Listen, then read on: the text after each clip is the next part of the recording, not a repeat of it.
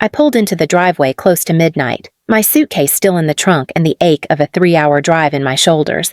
I expected the house to be quiet, the way Henry and Margaret Bennett had kept it for decades before leaving it to me. Instead, every light glared through the windows. My pulse tightened when I opened the door. My parents, Richard Bennett and Carol Bennett, were sitting stiff in the living room. Beside them stood my younger sister, Melissa Bennett, her arms crossed, her expression carrying the smug certainty I had seen since we were children. Carol didn't waste time with greetings. Her voice was flat, cold, rehearsed. "Get out. You have 12 hours to leave your sister's house." The words didn't sound real at first. Richard stepped forward, sliding a quitclaim deed across the coffee table as if this home, the place I had poured myself into for 3 years, could be reassigned with one signature. Melissa shifted her weight and placed a hand against her stomach, her smile curling as though the future already belonged to her. I stood in the doorway, my bag still in hand, every nail I had hammered into these walls, pressing back against my chest. Henry had taught me to measure twice before cutting. Margaret had shown me how to balance a budget down to the penny. They had trusted me with this house because they knew I would protect it, and now my own family was treating me like a tenant they could evict overnight. I didn't argue. Words would only feed their sense of victory. I picked up my bag, turned toward the door, and let the silence stretch between us. Melissa's smirk followed me out like a shadow. Behind me, the door shut hard, the sound echoing through the house I had rebuilt with my own hands. What they didn't understand was simple. Leaving that night didn't mean surrender. It meant the fight had only just begun. I didn't have to search long to understand why Melissa stood so sure of herself that night. The pattern had been laid down years before, brick by brick, in a house where love was rationed and favoritism was free. I remember the science fair in 6th grade. Henry, my grandfather, had spent weekends in his garage with me, sanding plywood and wiring small panels until my solar project gleamed beneath the cafeteria lights. It took first prize, but Richard and Carol weren't there to see it. They had taken Melissa to the mall because she had a sniffle. I still remember looking for their faces in the crowd and finding only Henry and Margaret clapping as if I had built the moon. That was how it always was. Melissa's smallest effort drew applause. My biggest achievements earned a distracted nod. When I turned 16, Richard handed me the keys to a sedan with over 100,000 miles and a sagging headliner. "Be grateful," he said, like it was a gift. 6 months later, Melissa turned 16. A shiny new compact sat in the driveway with a bow on the hood. Carol explained it easily. "Melissa's more delicate. You're tough. You can handle the old car. College was worse." I worked nights filing invoices at a marketing firm, filling out scholarship forms by hand with Margaret's help. Henry told me, "Hard work pays off. Nobody can steal that." My parents didn't contribute a dime. They'd been saving for Melissa's tuition since she was a toddler. She lasted 1 year at a private school before dropping out to explore her options. They still paid her rent and allowance. At my graduation, Carol told me, "Surprised. We thought you'd stick with community college." Those words stung, but Henry and Margaret kept me standing. Weekends at their ranch house were different. Henry's calloused hands covered mine on the handle of a saw, teaching me to cut straight. Margaret showed me ledgers, explained how to price a job, how to make a pitch, while Melissa was getting new dresses. I was learning how to hang drywall, how to patch a leak, how to stretch a dollar. At the time, I envied her ease. Later, I saw that those lessons built a foundation she never had. I can still smell the sawdust from Henry's workshop. Saturday mornings, he would drive his old truck down to the hardware store. We'd spend the day repairing a fence, wiring a light fixture, sanding floors. Margaret would bring us lemonade and tell stories about clients she'd dealt with, showing me that even budgets carried their own kind of dignity. In those moments, I felt safe, seen, valued. Looking back, I realized my parents' neglect wasn't an accident. It was a choice. They saw me as the child who could carry weight without complaint, and Melissa as the one who needed constant cushioning. That pattern gave her confidence. and left me with scars invisible to them. But it also gave me something Melissa never earned: the trust of two people who believed in me. So when they told me to get out of her house, I knew they weren't just speaking for that night. They were speaking for every year they had chosen her over me. The difference now was simple. This time, I wasn't a girl with a science project or a beater car. I was a woman holding the legacy Henry and Margaret had placed in my hands. When Henry passed from a sudden stroke, and Margaret followed 6 months later, it felt as though the ground had been pulled out from under me. Their house, the ranch-style place just a few blocks from where I grew up, was the only space where I had ever felt steady. Walking into the attorney's office for what they called a contract reading, I braced myself for more disappointment. The room was quiet, wood-paneled, the air heavy with grief and expectation. Susan Clark, the family's longtime attorney, opened a folder. "This isn't a will," she explained. "It's a binding contract Henry and Margaret prepared years ago." Richard leaned back in his chair. Arms crossed, Carol kept her gaze fixed on Susan, already tense. Melissa sat tall, as if her name would surely be the one spoken. Susan read the words slowly, "To our granddaughter, Laura Bennett, who spent endless hours maintaining our home. We leave the property in Plano. We trust she will honor it as we did." The silence was sharp. Richard whispered, "It should be split." Carol's lips pressed thin, eyes flashing. Melissa's face drained, then stiffened into a glare, as though legacy were something owed by blood, not earned by work. Susan closed the folder with calm finality. "The contract is airtight and notarized. This property belongs to Laura." I remember pressing my palm against the polished table, grounding myself. For once, there was no question, no shifting praise toward Melissa. It was written down, legal, undeniable. Henry and Margaret had seen me, chosen me, trusted me. Later, I would learn this wasn't their first attempt to challenge it. 3 years earlier, Richard and Carol had tried to contest the contract in court, claiming it was invalid. The judge dismissed it quickly. They had already been told the truth once, but they hadn't accepted it. That day, in Susan's office, I thought the matter was closed. I thought grief and gratitude would carry me forward. What I didn't know was how far my parents and sister would go to undo words signed in ink. When the house officially became mine, it didn't feel like a prize. It felt like a promise.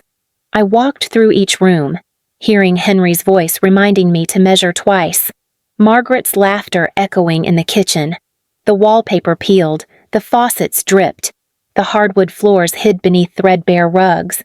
It wasn't perfect, but it was alive with their memory. Over the next 3 years, I poured everything I had into restoring it. Weekends became projects first: the kitchen, where I tore out cracked linoleum and replaced it with cool tile, keeping receipts carefully filed. $4,000 here, $2,000 there. I swapped rusted fixtures for ones that gleamed under steady hands. The dining room walls, once dark paneling, turned a soft blue beneath my brush. It wasn't just labor, it was care. Every stroke honoring lessons Margaret had whispered over ledgers. The hardwood floors were my proudest triumph. I rented a sander, wore down calluses on my palms, and uncovered the grain Henry once showed me as a child. Each plank shone with hours of effort. Bedroom windows, rewired outlets, drywall patched 8,000 more, but worth every penny, piece by piece. The house became not just livable, but truly mine. 6 months ago, when my firm promoted me to lead local campaigns, I moved in full-time. I converted the spare room into an office. Monitors lined up where Grandpa's workbench had once stood.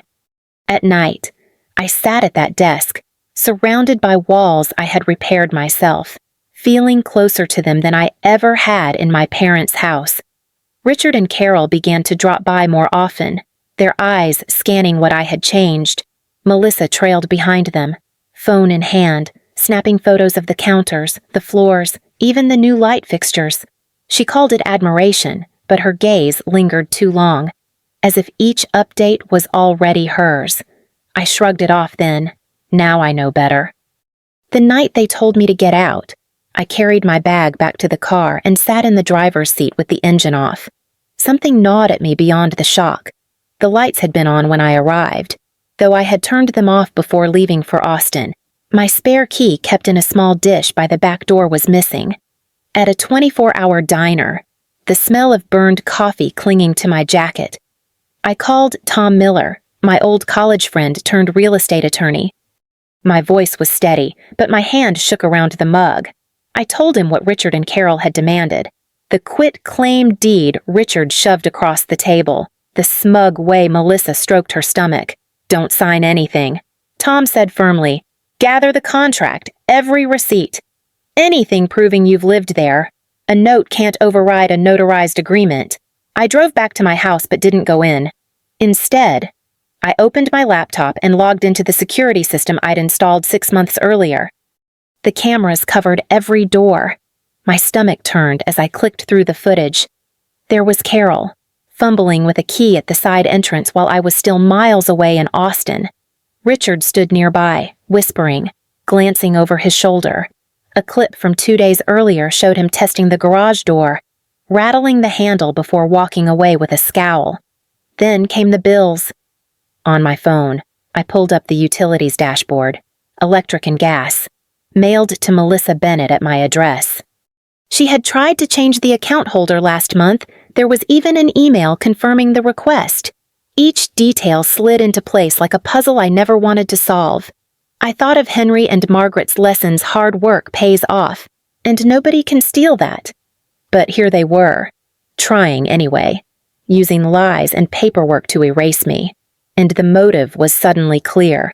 I remembered Richard and Carol's whispered complaints about debt, bills they couldn't pay, credit cards stacked against them. The house, renovated and doubled in value, wasn't just Melissa's dream. It was their lifeline. By the time dawn broke, I had turned the corner booth of that diner into a command center. My laptop glowed against the window, folders open with every scrap of proof I had kept. Henry used to tell me, measure twice, and Margaret would add, file once. I had done both. There was the notarized contract, its signatures crisp in scanned copies, naming me as the sole heir of the Plano house. Next to it, neatly labeled receipts $4,000 for kitchen tiles, $2,000 for dining room lights, $8,000 for new windows and wiring. Every expense was time-stamped, matched to bank statements, tied to dates when I was on site. The house wasn't just mine by contract, it bore my fingerprints in wood and paint. I uploaded each file into a shared drive Tom Miller could access. He promised to draft a cease and desist letter before morning, warning Richard, Carol, and Melissa against trespassing or harassment. He also prepared an emergency filing for a temporary restraining order, realistic but firm, to be placed before a judge the same day. Susan Clark, the attorney who had handled Henry and Margaret's estate, called me back after midnight. Her voice carried the weight of memory and law. Your parents challenged this contract 3 years ago. She reminded me. The court dismissed it without hesitation. There is no letter. Laura, if there were, I would have it. She offered to meet me in her office at 7 with the original notarized pages. I leaned back, the hum of the diner filling the silence between us. My parents and sister weren't acting in panic. They were orchestrating fraud, sneaking in with spare keys, forging residency with utility bills, weaving a trail for a claim they knew couldn't stand. This wasn't family conflict anymore. It was calculated theft. I closed the laptop, slipped the brass key Henry once gave me into my pocket, and knew I was ready for whatever morning would bring. By 8:45 the next morning, I stood inside my front door with the contract folder on the entry table and Tom Miller at my side. The locks had been changed at sunrise. My uncle, Frank Bennett, had driven over, his face grim but steady, and Mrs. Harris, my longtime neighbor, lingered on her porch, coffee cup in hand. I didn't invite an audience, but I knew their presence mattered. The rumble of a moving truck broke the stillness. Richard's pickup pulled in behind it, Carol stepping out in her pressed blouse as though this were some neighborhood errand. Melissa's sedan parked last. She climbed out slowly, one hand on her belly, the other holding her phone ready. Carol spoke first, her voice drenched in false sweetness. "We're here to help you move. Laura." "Let's make this easy for Melissa's sake. And the babies?" I opened the door just enough for them to see Tom beside me. "This is my house," I said evenly. "The contract names me as the owner. You're not coming in." Richard thrust the clipboard forward, the quit-claim deed ready for my pen. Tom lifted his own folder. "This is a cease and desist. Any attempt to enter will be considered trespassing. We've filed for an emergency restraining order." Melissa stepped closer, eyes narrowing as she glanced at my counters through the window. "These won't do," she muttered. "We'll redo the kitchen for the nursery." Her entitlement scraped raw against every hour I had spent sanding those floors. Still, I kept my voice calm. "You won't change a thing here. Not now. Not ever."